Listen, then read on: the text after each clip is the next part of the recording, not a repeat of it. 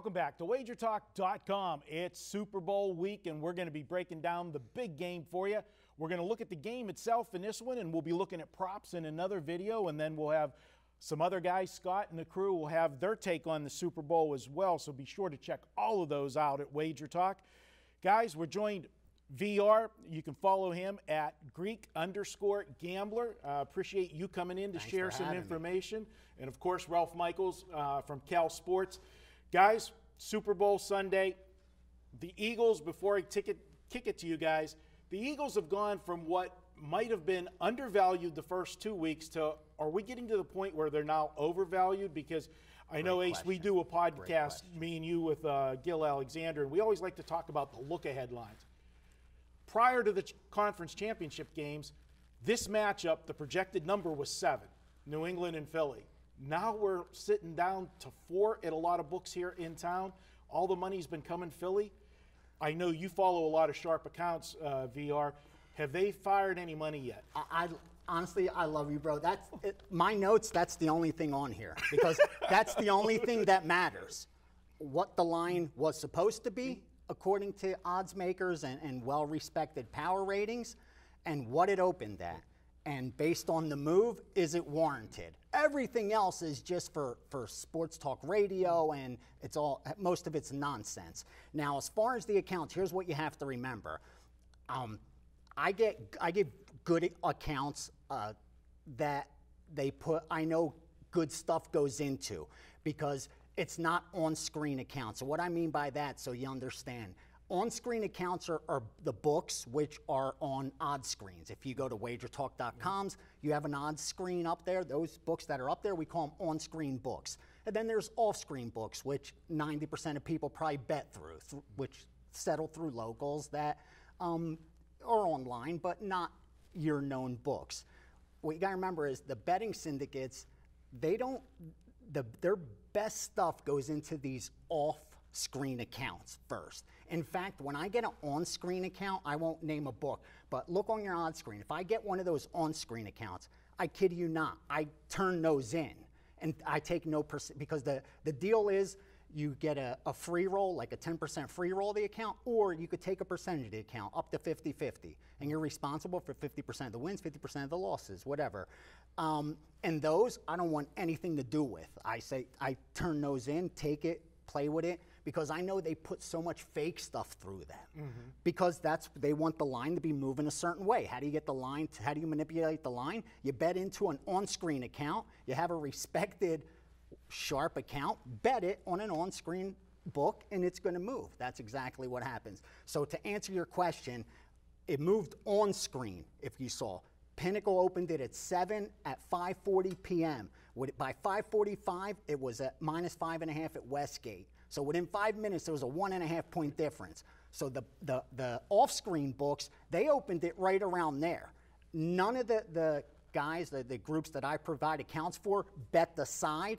The only thing that they bet so far in that is under in the first half. Under. And it's the same group that's been doing it throughout the playoffs. So I don't even know if it's a legitimate move or they were just getting down, because they've been betting that under first half a lot through the playoffs. Otherwise, nothing, no position yet on a money line or anything. Props, which we'll talk about later, absolutely. But no side or no total from betting syndicates. I'm sure a lot of sharp money has been bet, probably both sides, but none of the groups that I give accounts for. Well, the fact that they haven't bet yet would kind of lean to the fact that they're waiting for New England. You would think. The money for the Philadelphia, the good number's gone. Ralph, how do you see this Super Bowl? And again, VR talked about it. It's when you have Philadelphia was the 3-point home dog twice. They were a 3-point home dog against Atlanta with rest. The next week, they were a 3-point dog against the Vikings. Both teams, dome teams, which we know struggle on the road in January. So Philadelphia had the perfect scenario back-to-back weeks. Now you're on the road basically getting the same number, maybe a point more against the best team in football. Then I look at your quarterback situation. Yes, Nick Foles looked great at home with a defense that shut down 2 teams. This is only his second road start. His first road start was against the Giants the week after Wentz got hurt. They had no film on him in this offense. It's going to be a whole different scenario on the road in a dome against a Belichick prep defense.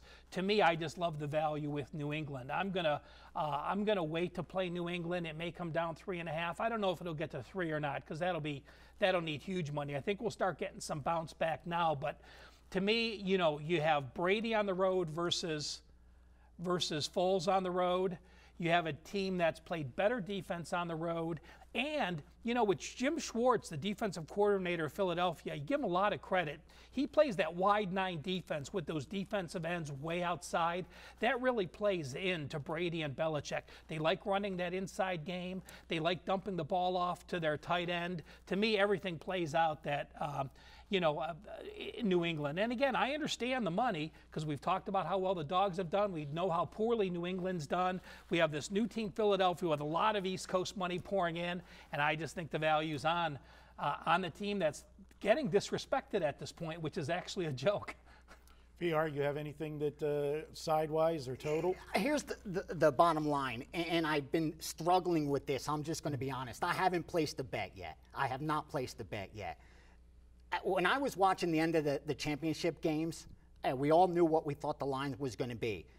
Watching Philly play the way they did, I said, they're capable of beating New England, you know.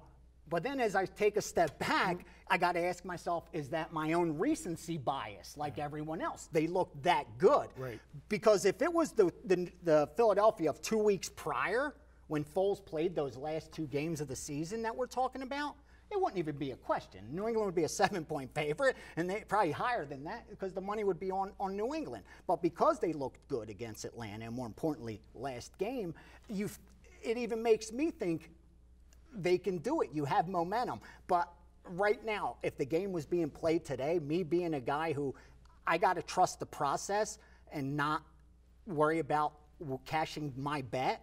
And the process is get your money down when you're getting the best of it. And New England right now is giving you the best of it. There's no argument there. It could lose, just like it would McGregor-Mayweather. Mayweather opens minus 2,500, goes down to minus 500. You knew Mayweather was the value side. McGregor could have landed that left hand in the first round. I would have lost my bet. Regardless, that was the right side. That was the value side, meaning if you're a value bettor. And if you're a value bettor, this is an easy Super Bowl. You bet New England money line, and you even probably lay the 4 right now, because I don't know if it's going to go lower than that. Yeah, I agree. I don't think you're going to see a 3.5, Ralph, because it would just create too much of open the door for the bad books. things You to might happen. see adjustment on the price with it, you know, but I don't think it moves towards the bottom. New England money, if the one thing we know, New England's been in a lot of Super Bowls, so these books have experience with that. They all think the New England money's coming. Speaking to any bookmaker, that's what they're saying. New England money's going to come. It's just, when is it going to come? It's only, Tuesday today. Yeah. So on the weekend, it'll be interesting to see if the big money comes in on New England late. All right. I agree. I think the value is on New England, and that's where I'm just deciding whether I'm going to lay the 4 or I'm going to lay the money line. Spread don't matter in the Super Bowl, baby. And Marco, boy, if right? Marco, Mr. Pittsburgh Steeler fan, is on New England, you know how strong that play is. All right, guys. Hey, don't forget, every Monday at WagerTalk, it's Manic Monday. Just $9. You can get any play at WagerTalk for just $9. Check it out each and every Monday at WagerTalk.com. And if you like these videos, hit the thumbs up button, subscribe to our YouTube channel, and be sure to share it with all your friends. We'll be back with more here at WagerTalk.com.